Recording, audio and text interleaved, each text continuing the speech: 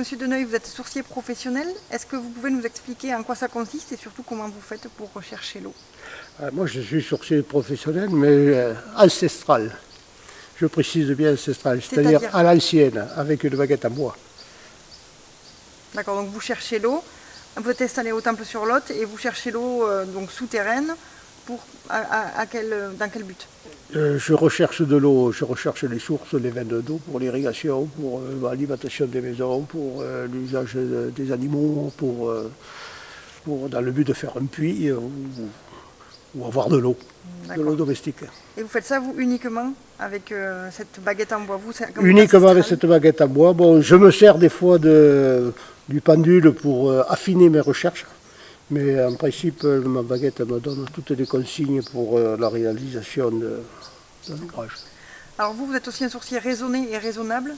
Oui, raisonnable. Voilà, puisque vous nous expliquez, vous ne faites pas n'importe quoi, vous ne cassez pas justement ces veines. Est-ce que vous pouvez nous expliquer un petit peu qu'est-ce qu'un sourcier raisonnable? Un sourcier raisonnable, c'est un sourcier qui est respectueux de tout ce qui se passe de sous terre. C'est-à-dire les sources, les veines, on ne fait pas n'importe quoi, on ne cherche pas n'importe quoi et on ne creuse pas n'importe où. Un sourcier raisonnable, c'est un sourcier qui utilise le minimum d'eau pour la population, pour les animaux. Il ne gaspille pas l'eau qu'il trouve. Donc maintenant que vous nous avez expliqué votre activité, on veut bien voir comment vous faites, comment vous procédez. Déjà, quand j'arrive sur un endroit de recherche, premier travail, j'essaye de localiser la présence de la veine d'eau ou de la source qui se trouve des fois sur une surface de 10 hectares, donc on ne peut pas galoper sur 10 hectares. Déjà, je cherche l'orientation de la veine. Pour ça, j'ai une pratique qui est une pratique tout à fait personnelle. Je me mets à un endroit précis de la parcelle, je me mets dans mon petite bulle, dans mon petit monde, et je tourne. Ma baguette a tapé, elle a réagi, elle me donne cet axe. Je ne vais pas chercher comme ça, parce que la priorité de l'axe, je la coupe en travers.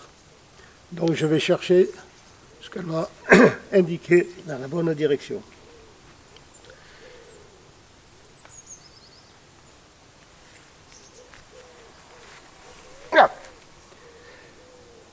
La baguette a indiqué ici.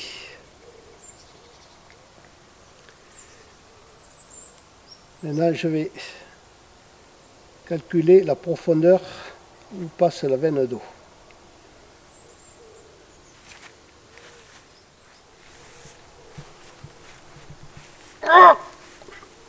La baguette réagit, la profondeur est égale entre les deux points de distance. Donc vous avez combien là?